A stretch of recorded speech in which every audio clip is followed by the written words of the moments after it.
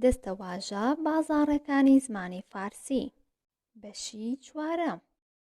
هەپەلی هەپەلی پیس و پۆخەڵ تاهێرێ تاهێرێ واتە بێڕەوشتێک خۆی بە پاک بناسێنێ.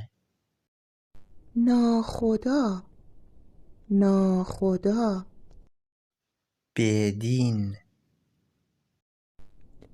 جاکش جاکش گەواد پوز دادن پوز دادن پۆز لێدان باباقوری باباقوری چاوزاق قوزمیت قوزمیت مرۆڤی دواکەوتوو پەخمێ پەخمێ دەبەنگ دەبەنگ پەپێ پەپێ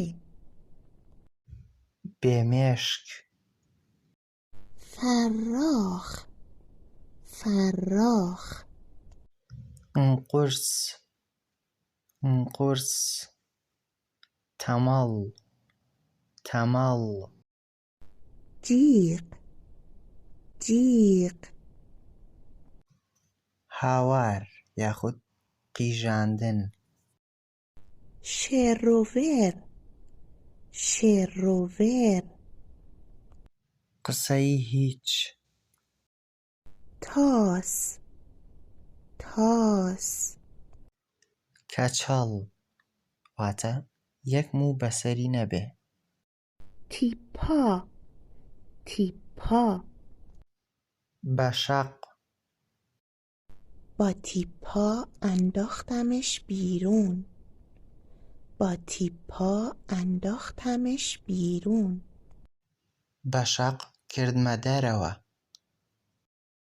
بلبلی گوش بلبلی گوش گوێبەل گوێبەل تکایە بیرتان نەچێت وانەکە شێر بکەن.